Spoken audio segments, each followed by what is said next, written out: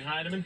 And all right, Tam Pernetti is interviewing. Just kind of talk about how this first year's really treated you and how things have gone for you and as the commissioner of the American. It's not been dull. I can tell you that much. You know, collegiate athletics has its share of excitement right now. Let's listen frankly, in. I think everybody is. There's so much to do, and it's hard enough just to figure out the day-to-day. And with everything that's swirling around the industry with, you know, litigation and settlements and what is the industry going to look like in 5 years, which nobody can figure out, it's challenging. But for me, first year has been about getting out, spending time with coaches, athletic directors, presidents. Everybody has a different agenda. Everybody has different challenges. So it's important to get a wide view. And I kind of gave up on building consensus and getting 15 out of 15 votes on anything. I don't think that's a realistic result.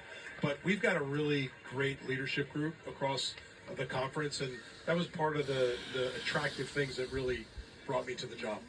Yeah, for sure. So we've got this matchup tonight, number 1 versus number 2. This is a star-studded conference from the coaches to the players. Just how good is women's basketball in the American?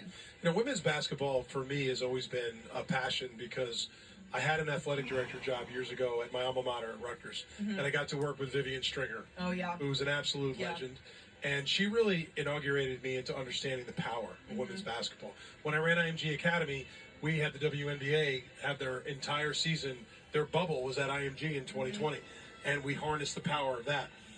I'm excited about women's basketball in this league because women's sports, like this thing with women's sports, is no longer right there on the right. That is everybody has to figure out a band. way to capitalize on that. The good news is we have great coaches, we have great talent. We're playing at a high level as a conference. I think our next step in our evolution is we got to have the guts to schedule a little bit harder in the non-conference. And if we do, then I think we're going to have a real chance to get multiple teams into the NCAA tournament. But, you know, Karen, your coach, having someone of her experience in this league is dynamic. ESPN Plus for this Jason on the tonight's other game. side for North Texas, he's one of the rising stars in women's basketball. So, again, we're building around people in this conference, but this sport's got a real chance. We have to invest in it in order to make it great. For sure. You touched on it, but as we approach this new reality of college athletics, is there something maybe outside of the box that you've been thinking about? That, Well, as a reminder, coming up in a month, March, it'll be almost time for our regular season finale ends.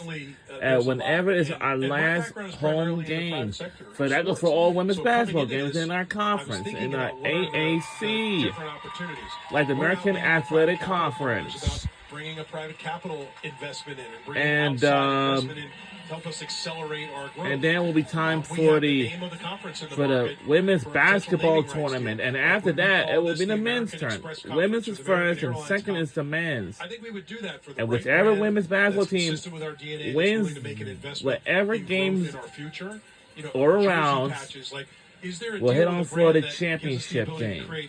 A league-wide NIL deal where every jersey patch worn by every student also gives them the ability to earn by way of being part of that deal. So we're going to innovate. Like a conference like ours, I don't think about any other conferences. I think about how are we going to achieve our own spot in the hierarchy. To do that, we have to innovate and do things different. The time is over to do it the traditional way. Love it. Oh, looking forward to the future.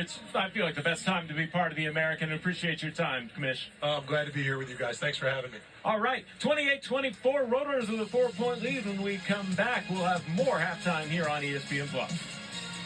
And yeah, just enjoy your halftime.